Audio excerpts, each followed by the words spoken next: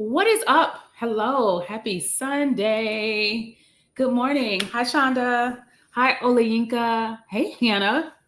What's up, guys? Hi, Martisha. That's my girl. Hopefully you guys can hear me well. I hope there's not an echo. I recently moved my desk up against the wall, so hopefully the sound is not bouncing off. But anyway, hey, Adelia. I was thinking about you this morning. I need to hit you up. I had an idea. Hi, Relocate with Kaya. Nice to see you guys. Thanks for joining. Hopefully, the folks that are just getting out of church, hopefully you prayed for your girl because I am somewhat of a heathen. So please pray for your girl. I hope you did. Thanks for using your Sunday to hang out with me. My name is Libria Jones. If you didn't already know, I run an organization called Quit Commuting. And the whole goal of Quit Commuting is to help more people get flexibility and freedom into their lives by finding and landing remote work in a myriad of ways. I have a course that guides people through the 4 critical phases of finding remote work. I also have an academy where people can get coaching, hands-on coaching. You can get your resume reviewed. I coach you once a week. You get your LinkedIn reviewed, and we do job search strategy sessions, and you have access to a whole library of workshops.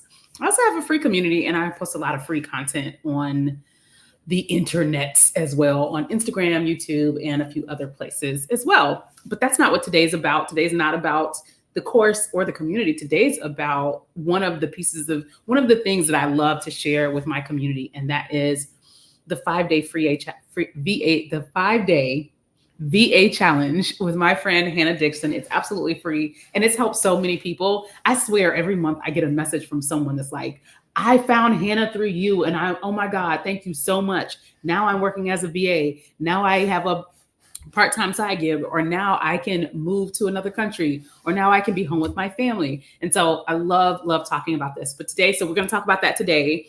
I'm going to tell you a little bit about the 5-day free, I can't say this, 5-day free 5-day VA challenge. I'm going to introduce you to my friend Hannah.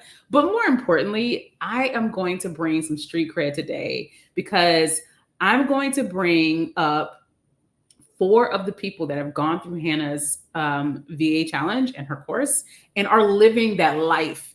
And we always talk about the challenge, but today I want to talk about the life.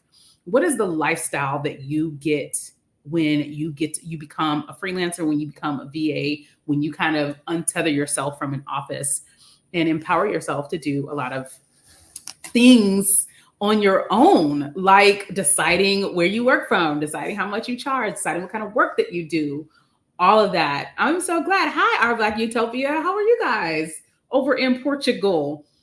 I just started posting my Portugal content. I can't wait to get back to Portugal. Anyway, so excited about that. So I'm going to introduce these folks to you. I'm going to ask them a few questions about their lifestyle. You guys can ask questions too, of course. And then we're going to talk about the challenge in more detail.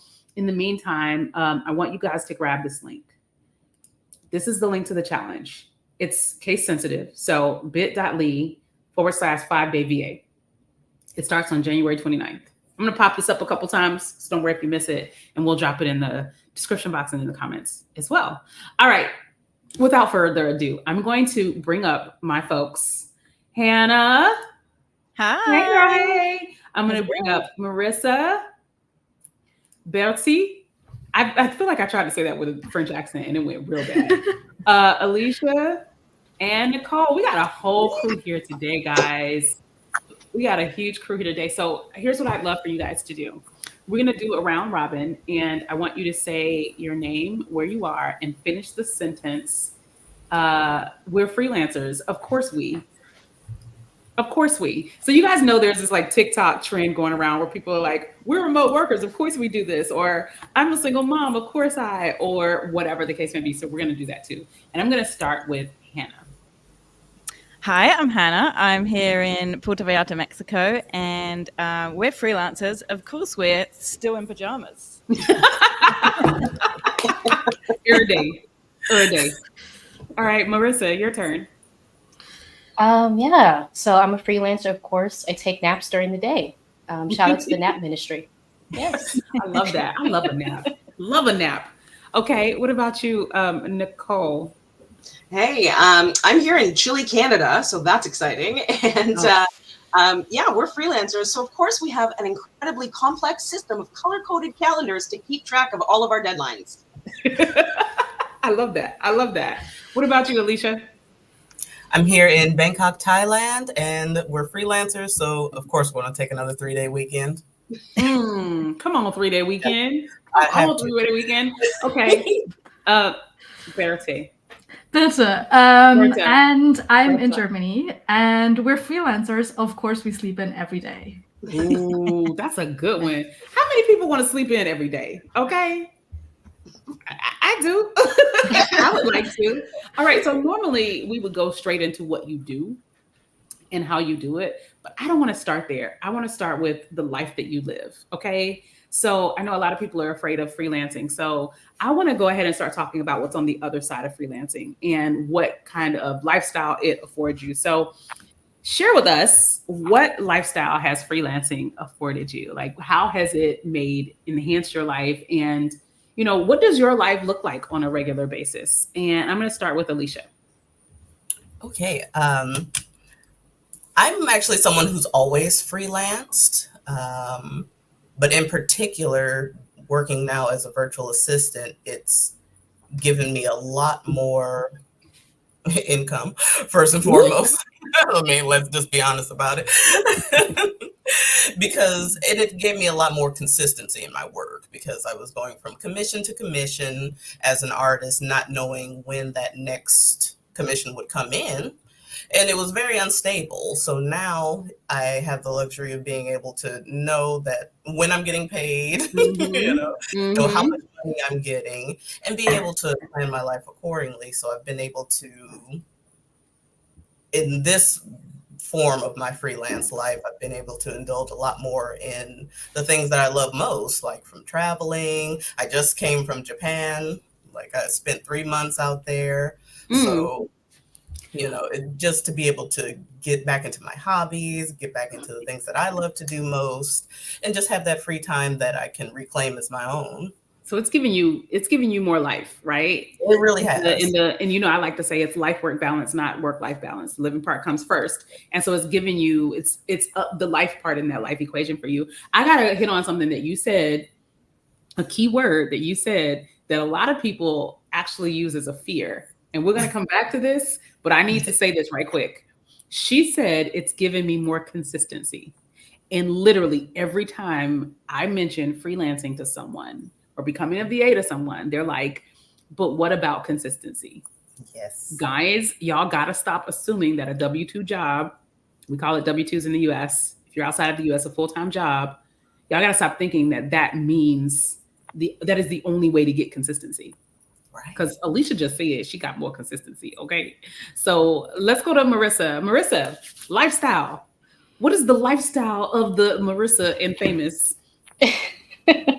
I'll say for me, it's giving me the chance to kind of live outside the US. I'm an international traveler. So the first time I went outside of the US was about 1.5 years ago.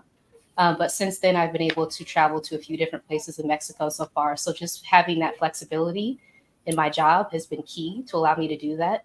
And also the chance to leave a toxic job, right? A toxic 9-to-5 job, and kind of take the skills that I gained in that job in the banking field over like 6 years, take that in transition to build my own business, which has been pivotal.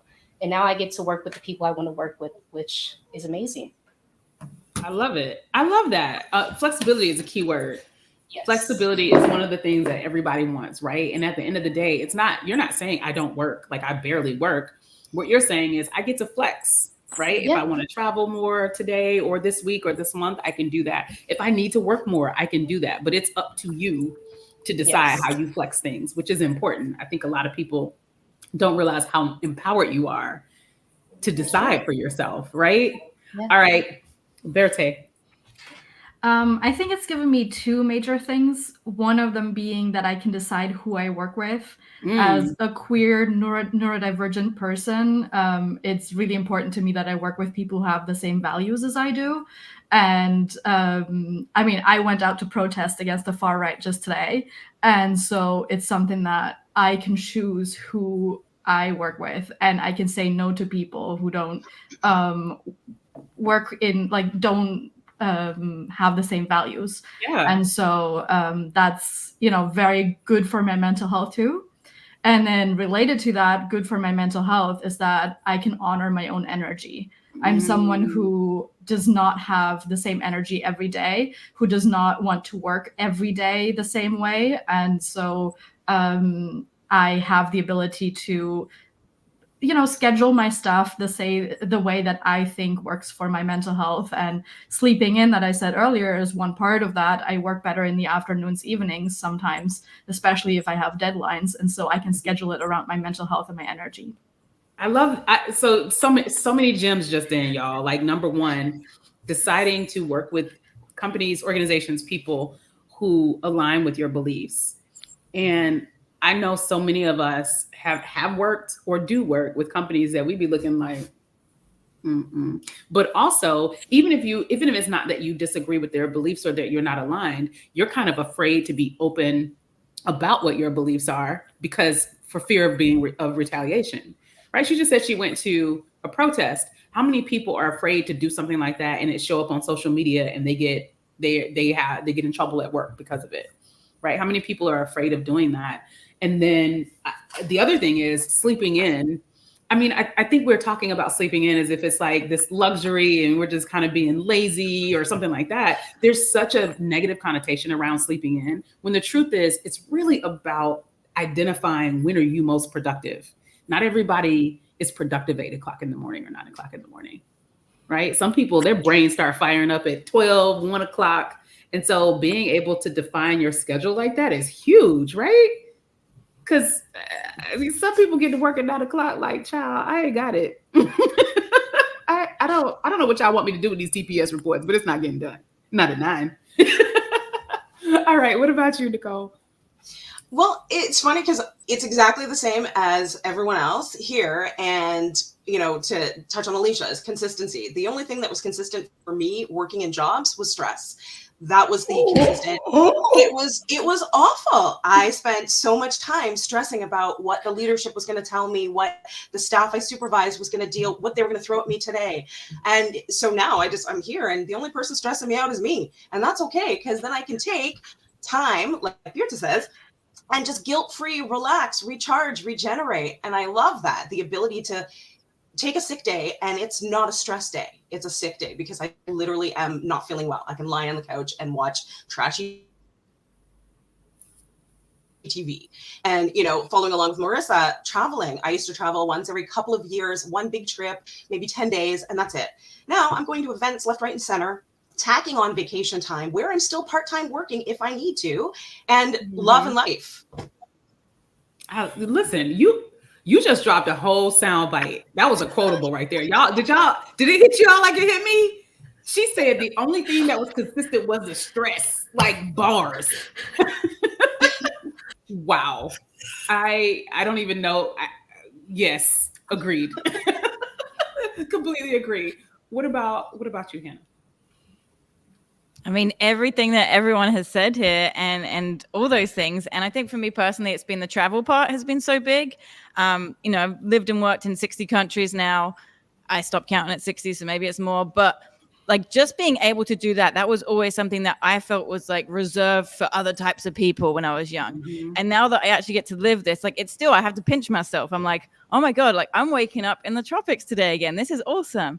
So there's a travel element. I think also I really resonate with what Bitte said as well about the mental health, like being able to make those accommodations for myself, whereas like that may not be given to me in a job necessarily and very unlikely. And then just meeting so many cool people, working with people you want to work with, meeting so many, I feel like some of my friends online are like better than in-person friends. And then being able to meet those people in real life as well around the world. So It's just kind of this global community of people doing really cool things. So I feel like I'm always inspired and have new ideas because of that. So it's just very enriching in so many ways for me. So you and Nicole both just mentioned travel, right? And I think that so many people right now are kind of locked into, I can only travel within the 2 to 3 to 4 weeks that I have of vacation time. And I can't even imagine that being the only time that I could go somewhere at this point in my life, right? I remember there was a time where it was like, I might take an international trip once a year. Now I'm out of the country couple times a quarter, right? Because I can pick my laptop up and go and work. And it just unlocks so much for you because it's not like you have to take off work to travel, right? Your work comes with you if you choose for it to, because you own that as a freelancer, which I think is really, really great. And I always get so excited about all this because the other thing that you just mentioned, Hannah, is being able to make friends in different locations and around the world. Do you guys remember? You guys probably don't remember, the freelancers. Y'all don't remember this, but the people in the comments do. When they started the return to office thing, and they were like, people need to go back to the office so they can, build friendships and relationships with their coworkers. I don't want to make friends with people because I am stuck in a building with them for 8 hours a day. Like the only reason, like the main reason we're friends is proximity, because we are locked into this, cubicle prison for 8 hours a day. And that's why we're friends. If that didn't happen, we would not be friends. What about making friends? What about untethering myself so that I can go and have more time to do things I'm passionate about and things I'm interested in, and meeting friends organically that way? Like, what about that? So I really love that you called out the friend thing, Hannah. That was a good one, because that was one of the things they were like, you need to go back to the office so you can make friends. Child, I don't have to be friends with these people. Okay, so going back to the lifestyle, a lot of you guys talked about your the power that you have over your time and your schedule. I'm curious to know what days and times do you work? Like, and it doesn't just have to be days and times. If you work only 9 months out of the year or something like that, what is your work schedule and how do you set that up? I'm going to start with Nicole. Whenever I want. It's actually very seasonal for me, pretty much. I try to stick to like a Monday to Friday, so I have weekends because all of my other friends are tethered to an office. But as winter comes in and the weather changes, it's gloomier. Today's a great sunny day for once, but it's usually gloomy and gray and snowy. And so I tend to wake up between like 10 to 12, but I work until 3 a.m. sometimes, but I'll take a 2-hour break in the middle of the day. So it's really, for me, it's just fragmented based on how I feel, what's going on, urgent projects or not. Awesome. So it's vibes. Your work schedule is based on vibes. Yeah. I love it. All right, Alicia, what about you? I'm pretty vibes based too, and location based. I'm based in Georgia, and there I tended to work a lot because there just wasn't a lot nearby to do. But when I'm overseas, wait, hold on. You can't just say Georgia. You mean Georgia, the country or the state? I'm sorry, Georgia. The state of Georgia, where Atlanta is. Got it. But I wasn't close enough to Atlanta for there to be anything interesting to do. So, yeah, which is why I had to ask, because you said there was nothing to do, and I was like, in the A? Wait a minute. Okay, sorry. But like when I go to Japan, for example, there's so much to do. Access is very easy. So I tend to take a lot more time. And generally speaking, I tend to work morning to early afternoon, let's say like 9 to like 3-ish, depending on what I need to do. But I'm very flexible about, because I love to go to my concerts. I love to, meet up with friends in the evening. So if I have to wiggle and adjust my time frame, I'll do so. But generally speaking, it's just kind of a late morning to early afternoon type of work period. Okay. All right. Late morning, early afternoon, vibes. Okay. And then Hannah? This is already too early for me. No. 12 p.m. Eastern time. Listen, when I suggested it, the time, I was like, I know she's gonna be like, girl, you gotta be getting up. So Hannah's so much like my daughter. My daughter, like, I'm rolling out of bed at 1 o'clock, 2 o'clock type of person. Yep. And I get up at 5 in the morning type of person. So we're just completely different. And it took me a really long time to get over the mindset that people that wake up late are lazy. It really took me a long time. And Hannah, I would have to say that you helped me do that and give my daughter a lot more grace. Because, it's just, that's when her mind works well. That's when she's productive. So anyway, what about you? What's your work schedule? my work schedule is also very flexible, also very vibes based. But I would say I probably come alive around 4 p.m. and then I will work until around dinner, which is like, I don't know, 7 or 8 or something. And then I might work like late into the night. If it's like a project I'm really interested in or is urgent, like I'll stay up through the night. Or if I'm just like not into it, I'll sort of wrap up after eating dinner. So yeah, it's pretty chill. Yeah, I love that. So my daughter is a freelancer right now. She's working for me. She just messaged me a few minutes ago because she's working on something at 12, which is surprising. But like she may not do anything on Monday. Mm-hmm. Or she may start working like Monday night at 11 o'clock and send me messages. So I love the flexibility of like, you get to decide what time you're going to work. That's best for you. Go ahead. I just wanted to add one more thing before we move on. I also have like special days that I don't do any work. So I was like, waiting for you to say that. Yes. Yeah. So I have like next. Every month I have my CEO day. So it's like a day where I just look at my finances. I look at like what's happening in the business, that kind of stuff. And then I have me first day, which is the second day of the month. So that's like just like relax, do whatever the hell you want. You can work or not work. And then I generally am trying to not work on Fridays at the moment. So seeing how that's going right now. I love it. No work on Fridays. So I have a friend who's a freelancer. She doesn't work on Wednesdays. She just uses Wednesdays as her thinking time. I mean, she doesn't really work on the weekends either, but Wednesdays it's like, I just want to go sit at the beach. She lives in Mexico. I'm just going to sit at the beach and think. Yeah. What about you, Marissa? What's your work schedule? Yeah. So I'll say typically like vibes is the case for me too. And it's taking a while. Vibes work schedules are fantastic. Yeah. I wish I could go and interview and they're like, what schedule do you want to be on? And you'd be like, vibes. Vibes. That's it. And it's taken me a while to get to that point, right? Transitioning out of a corporate environment for all of my career. It's like coming to the place where I'm kind of able to tap into my body. Like, don't you like working now? And that's been nice to do that. But typically I work 6 days a week. So Saturday through Friday, is that the right way? Taking Sundays off. That's kind of my day off to reset, to recharge. And then typically I start around 10 or 11, take a break, take a nap sometimes.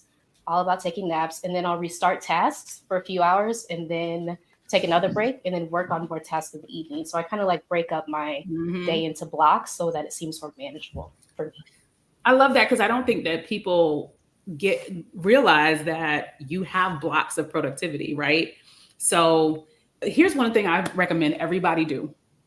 Pay attention over the next week, 2 weeks. Pay attention to when you feel the most productive and fired up to get stuff done, and when it's really hard to make yourself do stuff, and then when you get that second win. So for me, it's like 5 a.m. to 10 or 11. Like I could solve cancer and world hunger between 5 and 12. You know what I'm saying? Like I'm killing it between 5 and 12. Come 12 o'clock, child. You gonna be lucky to get me to send an email at this point. Like what is it when you say that you do here? So 12 to maybe 4 or 5, it's really tough for me to do things. So like that's when I'm gonna do administrative work, right? Chill out a little bit. And then come 6 o'clock to almost midnight, I can crush it once again. So pay attention to when you're most productive and when you get that second win, because it's not just one set time. And so I love that Marissa is working around those times. She's saying when I'm up, it's up. And then when it's down, I'm chilling. And then when I come back around for that second win, I'm getting back to work. I love it. Okay, Berta. I mean, I go all the way, like I do the vibe working too, but I'm very well known for having a PS in my emails that is, I often don't stick to regular working hours, so please don't feel obliged to reply to me. What? Set these expectations. Because I might email someone at like 10 p.m. on like a Saturday, but I don't want them to expect for me to work those days the next time. And also not the other way around. Like I don't want them to have to think they have to reply to me at those weird hours that I work. So yeah, like I do tell my clients too. I saw that in your email signature. Oh yeah. You sent me an email. I was like, yes, I love this. And so like, I don't work like 40 hours a week, for sure not. Like I work very irregular hours too, based on my energy, my schedule that week, me wanting to meet up with friends and stuff like that. But I get a ton of stuff done in very short amounts of time. Like I can do like a 3-hour co-working and get stuff done that friends of mine would get done in 2 days of work. Mhm. So there's also a level of that, of like being very, very concise productivity spurts. And then also I get stuff done when I have deadlines. So I might not work for like what feels to me like a week, and then, which is not like that. I do work in between, but it just feels like I haven't been productive for a Yeah. week. And then I will do like a day of work where I like get so much stuff done because I have a deadline. I love that. So I also really, really like the call out that you can work really fast and be very productive and efficient. When we get into how people charge, Hannah, when we start talking about how people charge for freelancing, let's come back to that, because I want people to understand that you can probably make more money in less time as you get more efficient at things. And I'm going to tell you a little story about a freelancer that I talked to about that too. Don't let me forget. Okay. All right. So let's get to the real stuff. What do you actually do, guys? We talked about how you live in, we talked about your schedule. Clearly the schedule is vibes. So what do you actually do as a freelancer? And just tell us what you do. What did you do before this? What do you do now? And how did you decide to do that? I am going to pick, I'm looking right at Alicia, so I'm picking you. Well, previously I was working as a commission-based artist. So people would come to me and say, oh, please draw me a picture of this. Maybe they had an original character design or wanted a portrait of a family member, things like that. So, and like I said, that was very few and far between, peaked during like holidays, things like that. But I couldn't wait all year for the holidays to come around. So now I primarily do branding, visual branding, auditory branding. So I do sound design whenever I get the opportunity, logos, brand colors, things like this. But I also do a lot of writing for my clients too.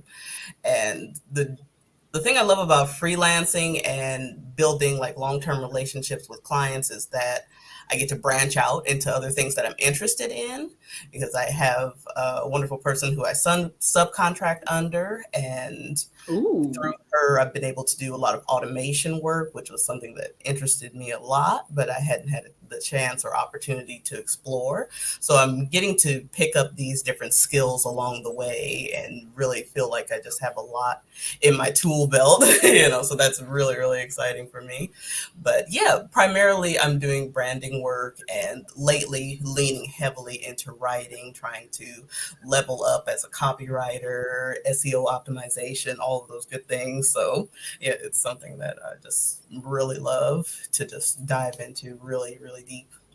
I just got like super excited, because one of the things that Hannah and I always talk about with freelancing is that you get to decide what you want to do, right? You can decide, I want to niche down into this one thing or focus on this one thing. Or you can say, I want to be as broad as I can. I want to learn as many things as I can. And the difference between freelancing and working at a job is, when you work for a job, they tell you what you can do. They either gonna make you cauliflower, right? Because y'all know cauliflower does all the things. Cauliflower is pizza, is bread, is grits now. Somebody will turn cauliflower into ice cream, right? But as a freelancer, you get to decide, I want to be as versatile as cauliflower. Or I just want to be broccoli. I just throw some cheese on me and that's it. Like, let me just be broccoli. But you get to make that decision. And the cool thing is that Alicia is making that decision. She's saying, I want to learn more things. I want to do more things. And that's super exciting, because you get to decide that. And no one's saying we don't have the budget for you to do that. Exactly. Right. And I'd like to add how I ended up doing branding was very much largely due to Hannah, because coming into the virtual assistant field, I thought it had to be like really, really techie. Oh, I have to start coding. Oh, I have to start, designing websites.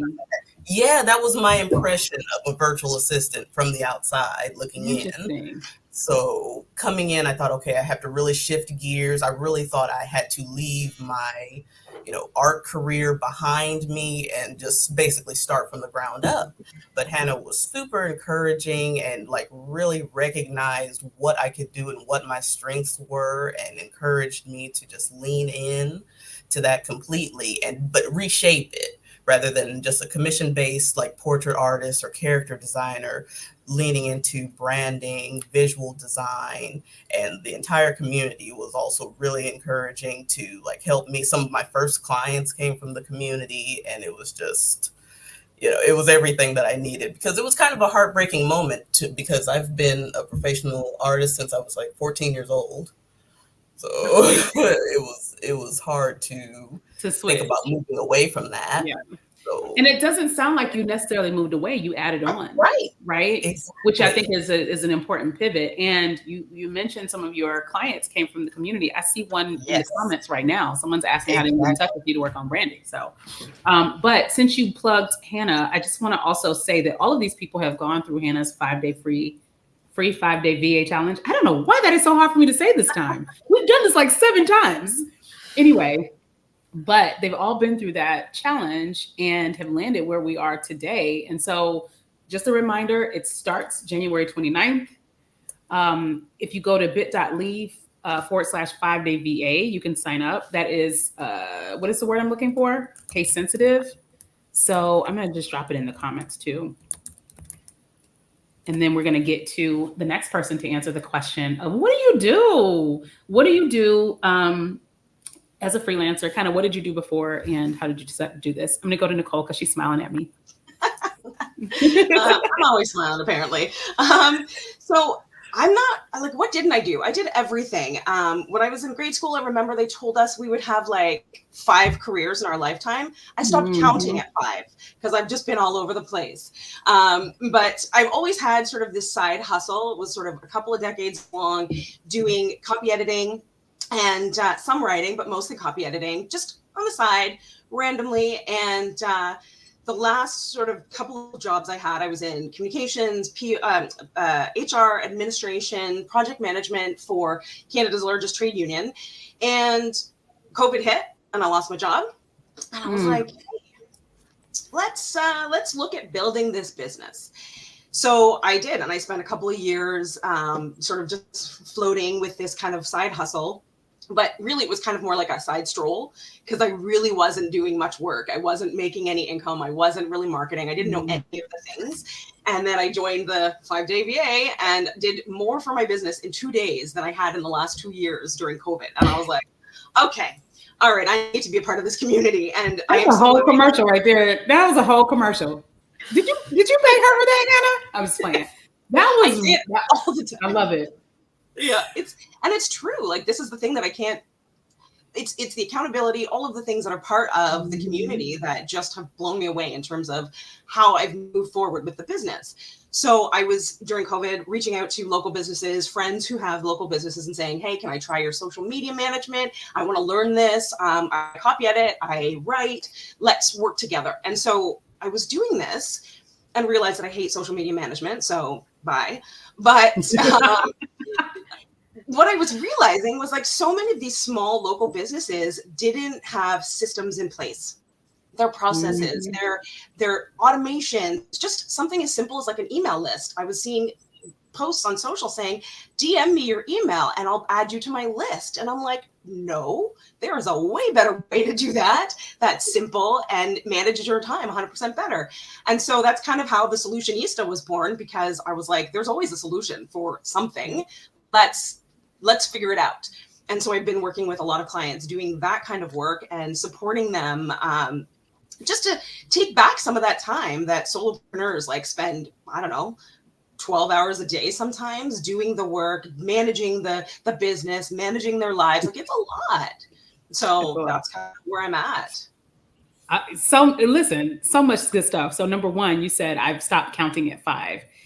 Friends, guys, everybody, Romans, countrymen, lend me your ear. Listen, you do not have to decide today what you are going to be doing 10 years from now. Most of us will have multiple iterations of our careers and who we are in general. I am not at 45 the same girl I was at 20, 25. Hell, I'm barely the same girl I was at 43. Okay. So stop thinking that there's only one way to do life, to do your career, and stop getting stuck in, well, if I did do freelancing, like, I don't know what I would do. She tried something. That's the important thing that you heard here. She tried something. She realized she didn't like it, so she tried something else. Nothing is permanent, not even tattoos. My friend just had her tattoo removed a couple months ago. Okay. It's about getting out there and trying things. You can always make a different decision. You can always pivot, and learning what doesn't work is almost more important than learning what does. Okay. Thank you for sharing that. That was awesome. All right. Who have I not hit? Birta.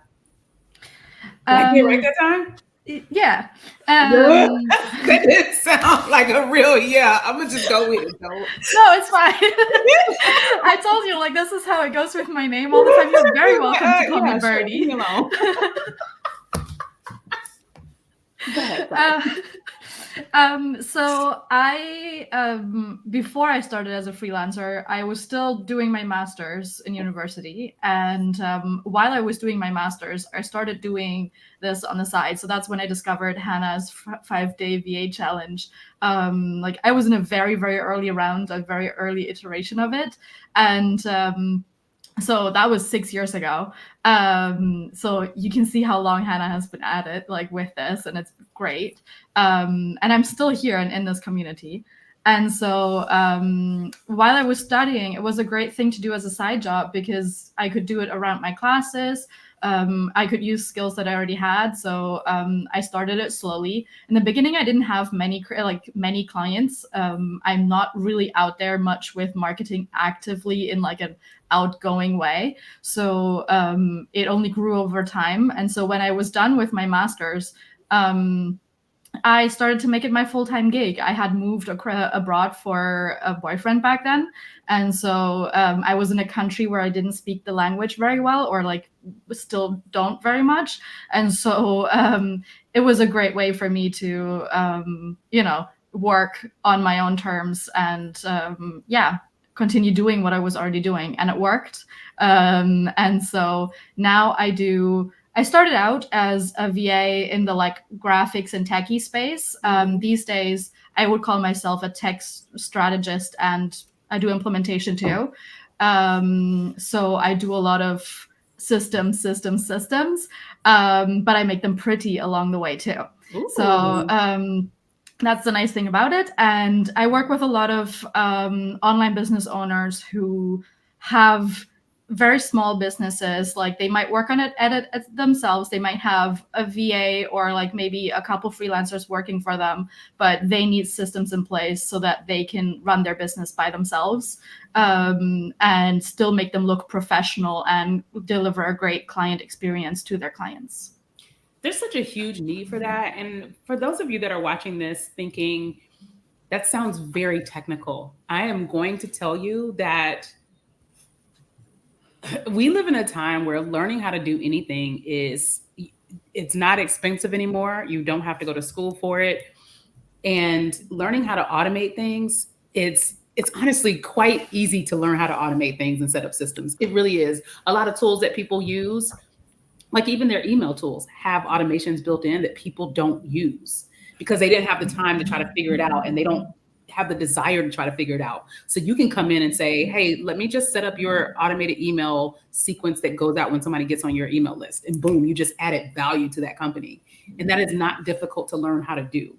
And so you've heard 3 people say that they're into automation already, right? Because there's a huge need for it. If I went freelancing, that's probably what I would do too, because I love automation, like love it so much. Okay, Marissa, your turn. Yeah, so before I was a VA, I worked in the business world. So I was a financial analyst for about 3 years.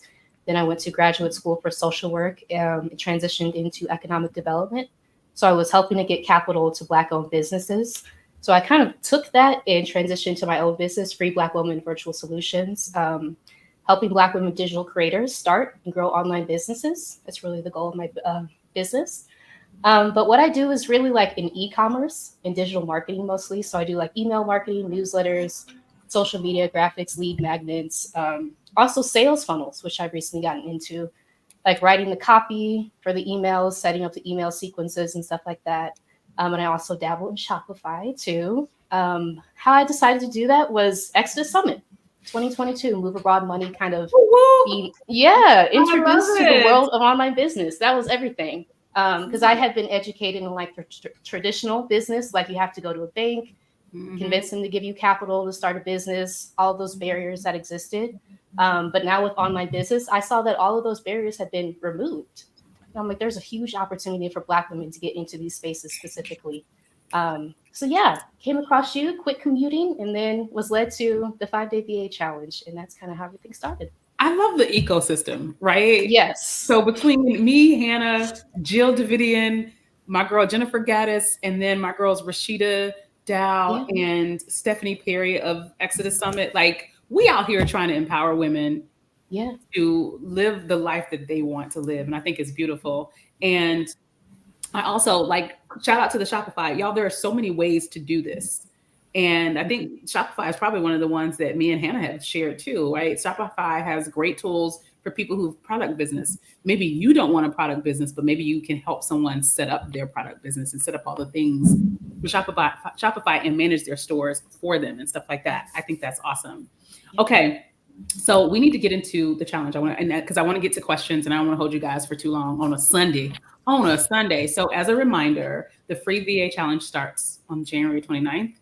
It's free. It's 5 days. And there's the link to sign up, bit.ly/5-day VA. Hannah, tell the people how the challenge works. Yes. First of all, thank you all for all the wonderful words about the challenge and stuff. It really warms my heart to hear these kind of stories. So I appreciate it. The challenge is set up over 5 days, as the name would suggest. So it's about an hour a day. You can do it on your own time. So I want to stress that it's designed with like flexible, busy schedules in mind, global community. So you can do it on your own time. Content drops every day at 8 a.m. EST.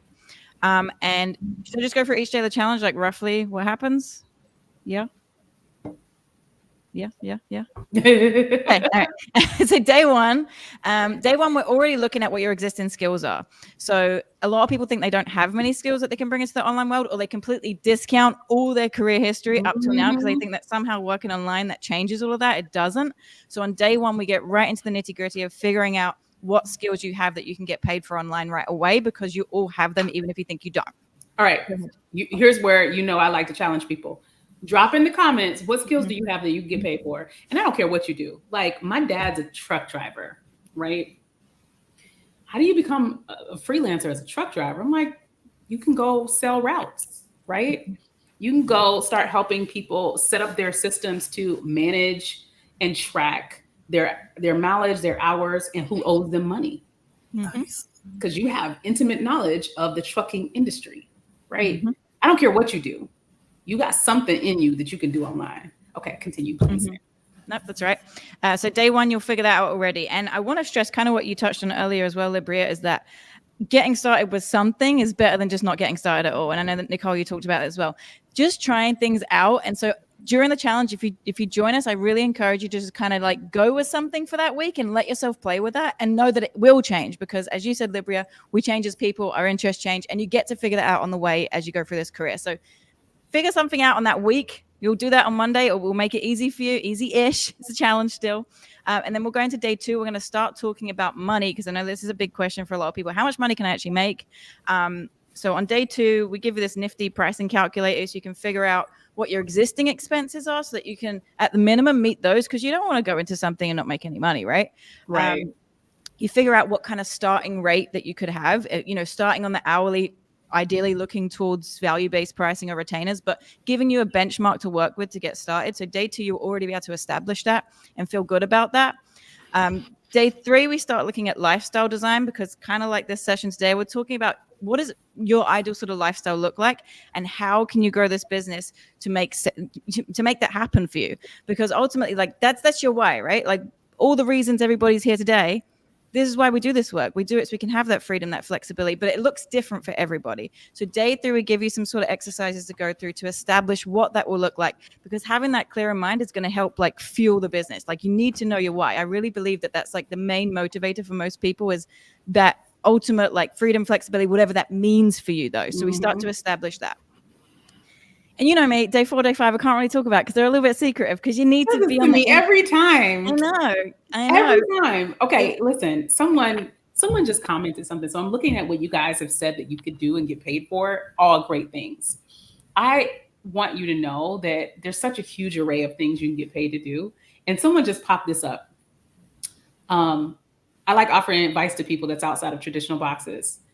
And I'm gonna tell you something. I literally have a friend who every month or quarter or so, I pay her to just talk to her for an hour and brainstorm. Like I pay her for that time. I'd be like, hey friend, I need a brainstorming session. I literally pay her to do that. And I keep trying to push her to actually offer this as a service to other people.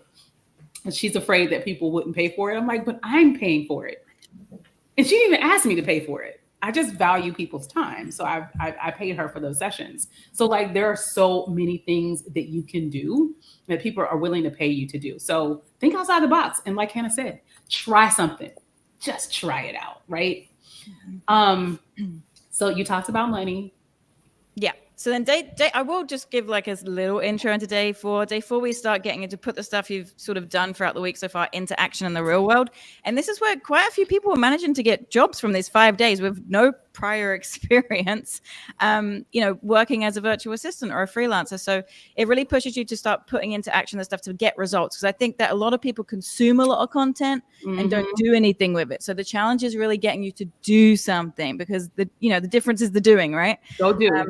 And day 5 is also like a big challenge, but I don't want to talk about that because that's a secret. That one is a secret. Okay, that's a secret. It's a real secret. So listen, I'm going to be, I like to keep it real with my audience. At the end of the challenge, Hannah has a course that she will offer, right?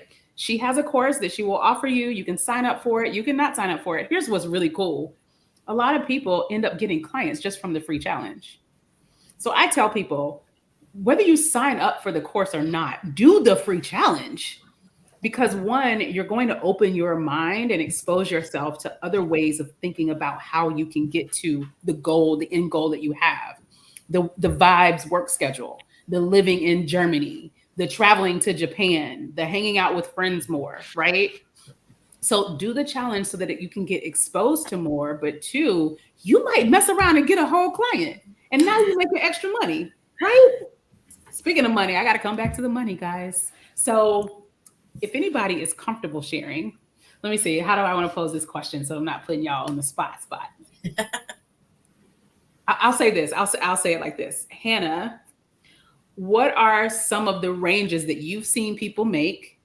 And then if anybody else is comfortable sharing, what's the most you've made in a month as a freelancer? And what was the least? Let's just put it out there if you're interested, if you are open to doing that. If not, I ain't gonna call nobody's name. Just, raise your hand and I'll call on you. But Hannah, what on average do you see, like the ranges that you see people making as freelancers? And guys know that it's gonna vary by a lot of things because you set your rates. They're up to you, right? But go ahead.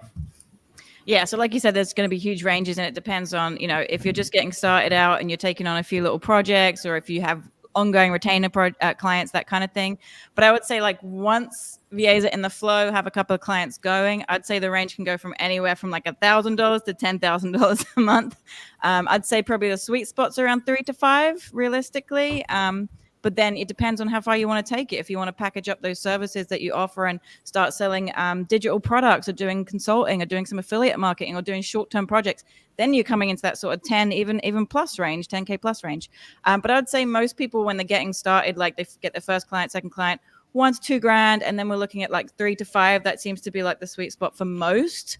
But there is obviously the upward trajectory that you can sort of push it into as well.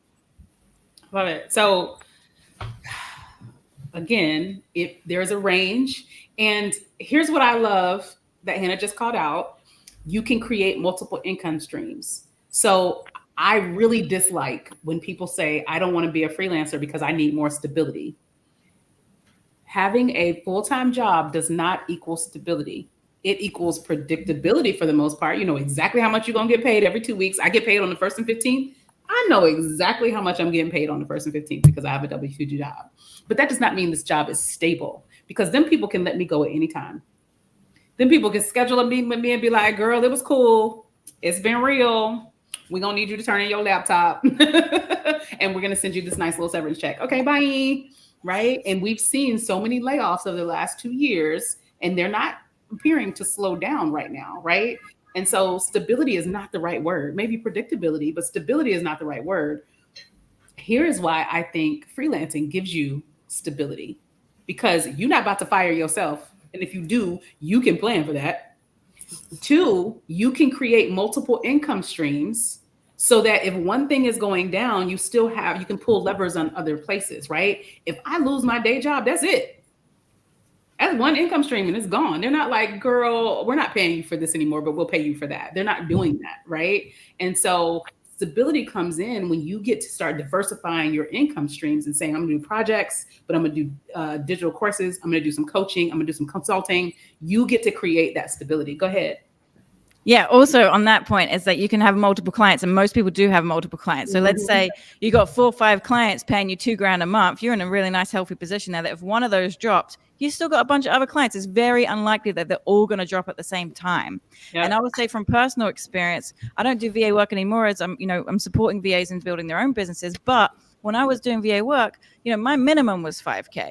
Then it was like, if I felt like I had capacity, because I'm getting these retainers, right? So sometimes my clients may be in a launch. We're going to have a lot more work this month, but maybe it quietens down the next month. I'm taking on a short-term project and I'm making 10K that month. So you've got months where you make more and months where you can have this baseline with the clients you have. And if one of those drops, you still got other clients. Yep. So it's even like the diversity in the clients, not just the income streams, but the clients as well is just another point to make. Yep. I was just talking to my daughter today about, I've hired you and I'm teaching you to do a lot of things. And my goal is in the next 6 months, you get another client. I am not the sole source of income for you. You need another client, 2, 3 clients, keep it moving.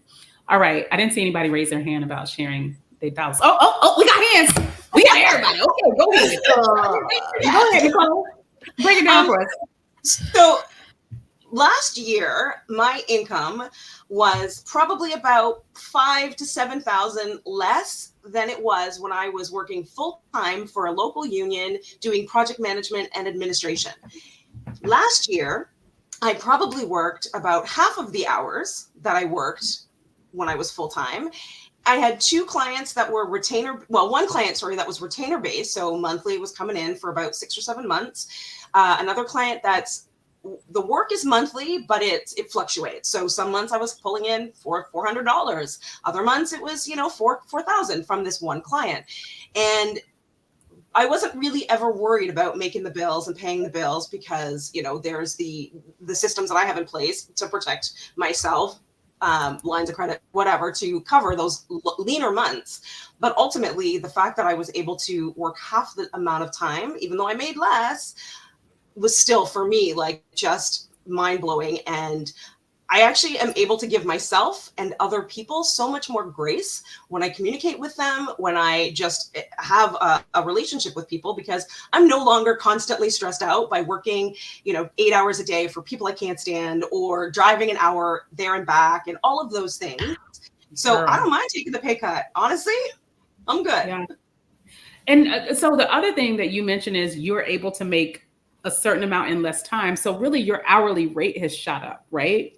100%. So even if you're thinking, well, she said she made less money overall, but she also spent less time as well. And we talked about this earlier. I mentioned, you get to the point where you're more productive. I think Berta, you brought this up, where you get more efficient. And so you spend less time and you still get paid the same amount. And that way you can stack more work on, right? And make even more money. This one freelancer that I did a one-to-one coaching call with, she said she felt bad if it only took her 2 hours to do something that it used to take 4 hours, and she doesn't feel right about charging the 4 hours. Baby, let me tell you something. That's 4 hours of expertise, knowledge, and time, right? When you go to take your car to the mechanic, when you take your car to the dealership, they have a minimum number of hours they're going to charge you. They're going to charge you 2 hours for an oil change. whether it takes Tom 5 minutes to do it or it takes Kurt, the newbie, an hour and a half to do it. They charging you the same amount. And the reason is because the value of the service is that amount. It's not about how long it took to do it. It's the value of that service. Okay. So there are so many ways to enhance your income because you're more productive and you can do more work. Or you can say, well, I'm fine making less because I work way less as well. So I love that call out. Thank you, Nicole. Somebody else had their hand raised. Alicia?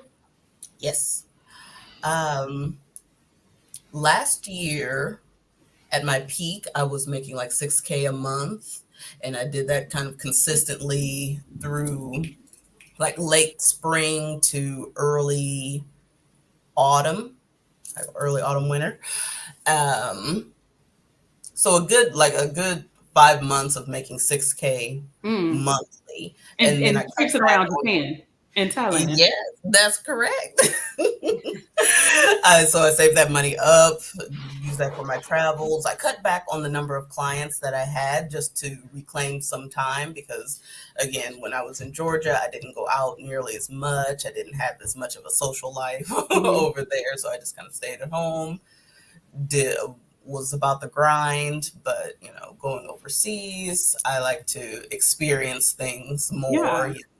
Of course, like anyone would. So and I cut back in Thailand may as well be, $100,000 a month. Like right. you basically made $25,000 a month in Thailand.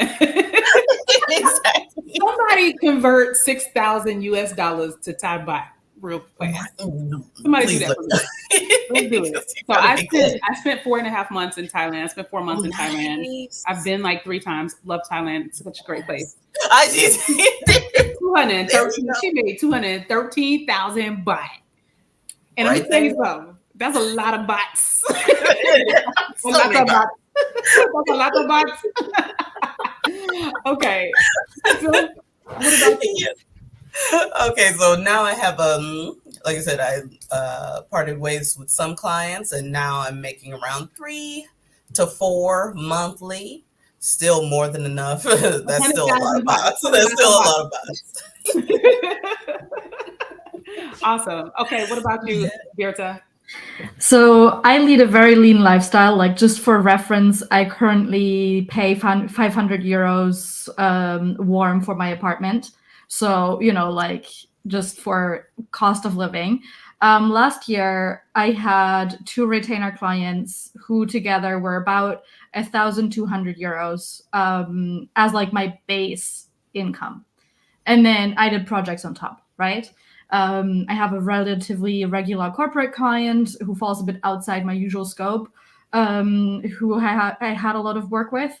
And they guaranteed me some work this year, which means this year my retainer like average, if the other clients stay the same, which I assume and hope, will be at around 3,000. Nice. Just my base work that I have. And that's just additional. That's coming in. That's the predictable. At least, well, like, I don't know how much I can talk about it online, but like, how corporate companies sometimes need to use their marketing budget at the end of the year. Yeah, so that's why I already have guaranteed budget for this year. That's fantastic. You're just trying to say she just got a shit ton of money. I love it. And what's important to know here, though, is that that's income, not profit. Right. So I do have subscriptions. I have someone subcontracting with me on the corporate client, who's actually, she was in chat, so that's nice. And things like that. So this is not profit. Yeah, I'm glad you called that out. Thank you for that. So, okay, we're at an hour. If anybody needs to drop, feel free. I want to give some people the opportunity to ask some questions. And I feel comfortable answering them, Hannah, if you have to go. But I'm going to hang out and let's get some questions from the audience. But I want you guys to know one of the things that you all tell me and Hannah is that how am I supposed to make money? But what about stability? And we just went through the fact that people are making money. People are making good money. One of my good friends is also a freelancer as a graphic designer. And he tends to work with a lot of government agencies. He works with individuals as well, but he works with a lot of government agencies and nonprofits. And I asked him one day, I was like, how much money do you make a year? He was like, last year I made $500,000. This year I made 30,000, but last year I made $500,000. So there's ups and there's downs, and he's done a really good job of managing his money so that I'm sorry, not $500,000, 300,000. He told me he has $500,000 in cash, chilling. But he made 300,000 last year, and then this year it's been about, 2023 it was about 30,000. That's a lot of money. I don't make $300,000. That's a lot of money. I got a whole W-2, okay? So guys, just know that it doesn't mean that you're about to be destitute and broken, not knowing where your money is coming from. So let's answer some questions. I tried to star these questions so I can easily go back to them. One question was, can we have contact info for the VAs? Yes, I'm going to put that in the description box, but also we were going to host a networking session right after this in the Quit Commuting Academy for those of you who are members.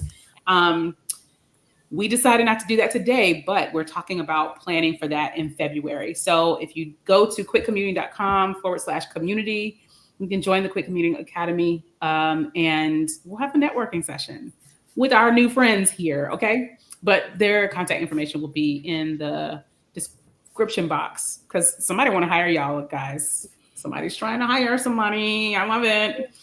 All right. The next question I saw was, how do you break into being a freelance copywriter? Well, number one, you start with signing up for the free VA challenge. That's step one. Step one. It seems they always want you to have 3 to 5 years of experience. Girl, go ahead. So maybe in traditional employment, yes, but when it comes to freelancing, you'll find that that's generally not the case, in the same way that a lot of like VA or freelance clients also don't necessarily always ask for a resume. It is more flexible. If you can demonstrate, if you can create a body of work that you can demonstrate, you can do what you say you can do, that is often more than enough. If they're impressed by that, they're going to hire you on the spot. So I think there is a misconception that we need all this experience because that's kind of what the corporate world has taught us, right? That's kind of what traditional employment has taught us. We need a degree. I don't have a degree. You need a degree. You need this many years of experience. That's not always the case. And more likely than not, it's not the case when it comes to freelancing and the virtual assistant world. So like I said, build yourself a body of work, create a portfolio. That could mean starting your own blog. That could mean literally, if you want to make it really easy, it could mean opening a Google Drive folder, and writing a bunch of sample text, putting them in there. Your own social media posts are examples of your copy abilities as well. So make a presence for yourself, make a portfolio for yourself, and then start reaching out to people. They're not going to turn you away with the experience thing when it comes to this industry. Yeah, I can tell you if I was hiring a copywriter to say, write my sales copy. Actually, I did. I hired my friend Tani as a copywriter to write my sales emails and some of my ad copy. I didn't ask her how much experience she had. I really just asked for her portfolio. Like, that was pretty much it. She shared her portfolio with me. So build a portfolio of love. Also, I'm just going to make a plug for even when you're applying for jobs. Child, apply anyway. Forget that experience thing. Apply anyway. All right. My last job was an office manager over a decade ago, and it was traumatic. I thought about being a virtual assistant, but it makes me nervous. What makes you nervous, Auntie Lou? What you nervous about? Go ahead, Hannah. Anybody, what do you have to say to Auntie Lou about being nervous about being a freelancer? Well, I can jump in on this one. Oh, sorry. Yeah. Oh, I love that. She said we are all nervous. Yeah. Like your first client calls, everyone is nervous. If you go to a new job interview, you're going to be nervous. Like, it always comes with it. But the more you practice it, the more you do it, the less nervous you become. And if you have a community behind you, like Hannah's community, where everyone was nervous at some point, people can give you pointers. There's information on what to do, like how to package your stuff, how to sell yourself, how to do these calls the first times, how to lead calls.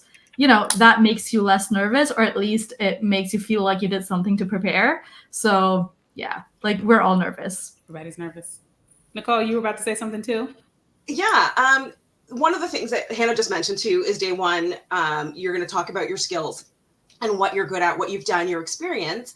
Having that list handy knowing the things that you're good at is going to kind of alleviate some of those nerves, because you can then speak to your skills and what you're actually good at and what you can do for potential clients. So the nerves kind of go away a little bit. I mean, they're going to be there, like Bitte said, they're going to be there, but you know, I still get nervous on client calls sometimes, and I've been doing this for 2 decades, but like, it's knowing your skill set and having that confidence to be able to sell what you do. You don't have to sell yourself, I'm terrible at that, but selling what you do and how you can help is going to help.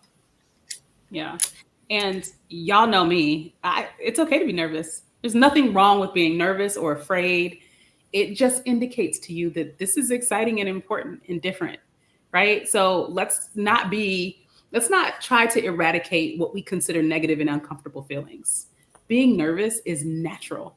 It is a natural part of life when you're doing something that you've never done before. So embrace that nervousness, right? Embrace that as also excitement and curiosity, and like, what is it telling me? So what am I nervous about? Am I nervous about figuring out what I'm going to get paid to do? What are the skills that I have? And what can I do about that, right? Go learn something, go, test it out and find out if it's going to work. It is okay to be nervous. Lean into it, Auntie Lou, and everybody. Lean into being nervous. It is okay to be nervous, guys. Okay? All right. Have you heard of a VA for online fashion sales to post their items to the top of feeds? This feels like social media management. This feels like content management. This feels like ad management. So yes. Absolutely yes. Anybody got a comment for that, or does that feel right? Yeah, no, I would agree with that. I think Cheryl, come along to the challenge, because I think what might be handy is to kind of refine how you are phrasing that so that will speak to the ideal client. So definitely day one will help you with that, because I'm finding that a little bit confusing, but I kind of get what you're saying. So definitely day one's going to help you refine that so that you can approach clients with more clarity as well. Yeah, this is a good question. How long did it take you all to get your first client? I'll jump in. I think after taking the 5-day VA challenge, I took it in October 2019. And after joining Hannah's program, I had my first client around New Year's. So after just putting in the work, listening to all the feedback, like I said, Hannah was really encouraging with making sure that I didn't step away from my history as an artist and everything. So, and my first clients came from within the community itself. So yeah, it was a very quick turnaround for me. Thankfully, I was very grateful. Anybody else? I think I was similar. Oh, sorry. I was similar that I think it took me about 3 months to really get a regular client who was not just like a tiny one. Well, I think I might have had like 1 or 2 like really, really tiny, like $100 kind of like jobs beforehand, but I'm not really sure. Like, and I had a bunch of like a few discovery calls where I just wasn't clear enough yet on what I was doing. And so I got on calls with people where the fit just wasn't there. But I think my proper client and proper, like what I would call a paycheck, was after 3 months or so. I was in a bit of a different position because I already had existing clients, but after I took the challenge, I kind of was really slow to the uptake on actually taking action. But I finally, I don't know, maybe 6 months or so after joining the challenge, did the thing we're supposed to do during the challenge, which is post to your network and ask your network. I posted it, and within, I think, an hour, I already had an existing contact sign up for a discovery call, and then we worked on some project management with her, and there'll be more next year or this year. That's very cool. That's awesome. I will tell you, so I used to be a freelancer too, way before I met Hannah. If I had not already been one, I would definitely be taking Hannah's challenge. But it didn't take me very long to get my first client either. I think so. I got let go from my job in March of 2013. I had a client by April. I ended up just going to a conference. Actually, I reached out to a friend who was having some trouble with something in his business and offered to help him. And that's how I got my first client. Second client, I went to a conference. and literally just asked a question at the table: what challenges are you guys having in your business? And this guy, he was a web developer, he had a team, and they were having trouble with their project, getting their projects done on time. And I was like, well, I'm a project manager. Got you, fam. And then my third client I got on Upwork. Third and fourth client I got on Upwork. So I ended up having 4 clients. Someone asked, how do you manage healthcare and health insurance costs? I'm not going to use this time to do that, to answer that question. It is a very good question. I'm going to let you know that we have a free session coming up in February on that topic. And there is someone who is an expert in healthcare for freelancers and virtual assistants, and she's going to talk about that. And so stay tuned for that. The question that I want you guys to answer before we close this out, because I've already held you 10 minutes over, is, let me turn off this banner. How do I hide it? Okay. Nope, let me hide that one too. All right. The question that I want you guys to answer, and I'm gonna go off camera for just a minute and let you guys get to this, but this is for Bitte, Nicole, and Alicia. If you had it to do all over again, knowing what you know today, would you still do Hannah's challenge, and why? Absolutely. Doing this all over again, there's no question of it, because again, I've been freelancing since I was 14 years old, literally. And I've been through all the struggles, thankfully I had, family to rely on, but, through all the ups and downs, I was never able to grab that consistency that I needed to sustain myself, to, take care of my seniors, to live the type of life that I wanted to live, to the point where I thought, I'm going to have to go into a traditional job search just to try to gain some sense of consistency. But, at the cost of my freedom, at the cost of flexibility, the things that I was already accustomed to as a freelancer, but I just wasn't able to make it sustainable for myself. So going back, if I had a chance to do it all over again, I would absolutely do it. And I'd probably push myself a little harder, because it took only 3 months to get my first client, but I could have got it sooner if I wasn't dragging my feet. Hannah knows. She's nodding because she knows. I drug my feet a little, with a bit of indecisiveness, but literally just jumping in, you will really be surprised how fast things happen for you.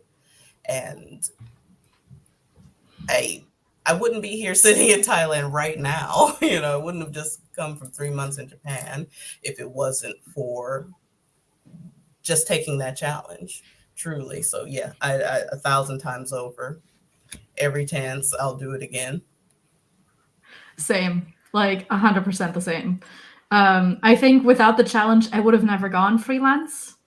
I think I would have never actually pulled through and actually done it. I would have thought about it for years and I would have never committed to it. Also, the community of Hannah's community in general is what kept me at it and is what kept me sane.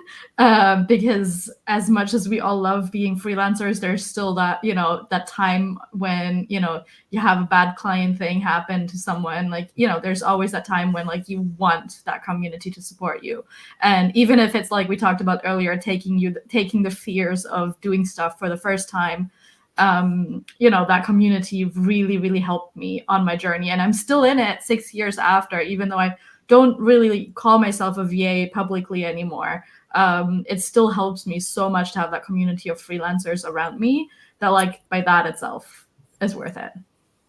I also just want to shout out Bitte, because you've been in the community, I think, the longest of anyone on this call today. And you show up still more than anyone, and are so generous with your own time and expertise to help the newbies as well. And I think that's something to be said about the community, is that what I really love about it is that I'm learning from it too. We're all learning from one another in different disciplines of freelancing. And I just think that's so beautiful. And I just wanted to shout you out because you are amazing. And I wanted to thank you. Thank you so much. And it's just something that I actually do this stuff to stay at the pulse of things sometimes, because if I see what people are struggling with, if I see what people are working on with their clients, it helps me in my own work too.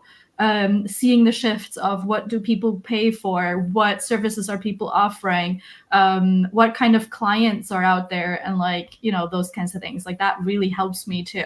And seeing things like discussions about what systems to use for something gives me ideas for what systems to learn, what to research, and things like that. So that activity in that community is really great on that.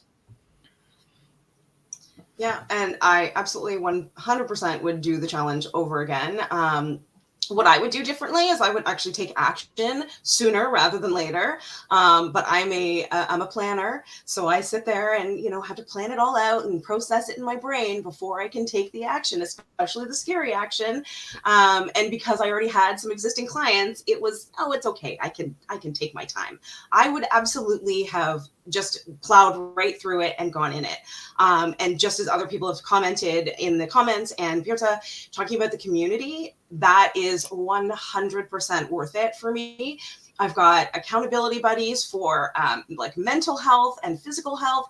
I've got accountability groups for the business. And, you know, this year I'm doing strategic planning for my business as well as for clients. And it's because of this accountability that I have, that with these people I'm working with, and some I've had mutual clients with, Alicia and I have worked together for a mutual client. And it's just amazing to be able to reach out at any point and ask the question and get support, feedback, or even just a starting place of where to do your research and get stuff done. I love that. Literally, community is second to none. 100%. I love that. Thank you guys for saying these nice things about my friend. Thank you. Hannah and I have done this together. I don't know what number we're on at this point, but every time she launches this 5-day free VA challenge, I did it right, y'all. It only took an hour and 15 minutes. But every time she launches this challenge, we get together and we do this. And I continue to support and share this with my community because, one, this is such purpose-driven work for her. Don't get me wrong, like Hannah makes money off of this for sure, but she's making money helping other people make money and get freedom and flexibility in their lives. And I consistently hear stories like you all just heard from people, and it goes beyond the 5-day challenge. It goes beyond the course that she does. It goes well beyond that. These people have built a community together. They are still contacting one another, helping each other, and it just multiplies out beyond that. And that's why I am so passionate about sharing this with folks. And again, like I said, it's a 5-day challenge. Y'all know how marketing works. At the end of this challenge, she's going to try to sell you her course. I think it's worth it. They just shared that it's worth it. But at the end of the day, at least do the 5-day free VA challenge. You have to at least do the free VA challenge because you're going to get so much from that, from a standpoint of more confidence, exposure, proving to yourself that you have skills, proving to yourself that you can set your rates and you don't have to just pull something out of the air or say, oh, what's she charging? Let me just charge that. Like, you can figure out what the right rate is for you. So, I mean, love this challenge. Love Hannah. Like, we're friends in real life too. We actually finally got to see each other in real life again. Last year. So Hannah and I, a little backstory, Hannah and I met in Barcelona, 2017, I think. 17. It was like right after I got back from my year abroad in 2017. And I believe so strongly in what she's doing that she could do this. She could launch this challenge every month for the next 20 years. And I would still be trying to share it every month for the next 20 years with my audience, because I want you guys to have the type of flexibility and freedom. But the underlying word, the word that always pops out for me when we do this is empowerment. And my word for the year is power, right? The power of choice and the ability to empower people are the things that I want to focus on this year. And so this is a big mission statement for me as well. So thank you guys for being here. Thanks for sharing your stories. Thanks for being so candid. Even telling us how much money you make. Hey, thank you for dropping gems, and thank you for inspiring our community. Guys, the challenge starts the 29th. You should sign up now. Tell them why they should sign up now. I see it happening in the comments already. Yeah. You're going to tell them. Yeah, you should sign up now, because we do encourage you to get an accountability buddy or an accountability group, because we do find that the people that do that have better results. So you want to do that before you hit the ground running on the 29th. So we're going to have that all going on in the group already. The group is open already, so you can jump in, you can do that, you can get buddies. We also just got some fun preparatory, I can never say that word, Proprietary? No, preparatory. Forget. Oh, You can preparatory. prepare. You can prepare. Be So we have- prepared. you can get prepared. That's easy. I was trying to be fancy. You can We get all have prepared. words we can't say. Yeah, I know. That should be our next icebreaker. Like, what are the words you cannot say? Oh, I'm German. Squirrel is all the way. Like, I cannot say that word properly. That's weird. No, but there's a bunch of fun stuff going on in the group before we get started, so you get a feel for the community. You can get some buddies. So that when we start on Monday, you can just jump right in. You're not, jumping around trying to get a buddy still. I highly encourage getting involved before then, because it's just lots of fun. Awesome. All right, guys. I'm not going to take up any much more of your Sunday. I know some of y'all got self-care to do. Some of y'all got grocery shopping to do. Some of y'all got to wash kids' clothes and get them ready for school on Monday. So thank you for hanging out with us. And I look forward to hearing your success stories after you're done with the 5-day free BA challenge. Bye, everybody. Thank you so much for having us. Thank you for having us.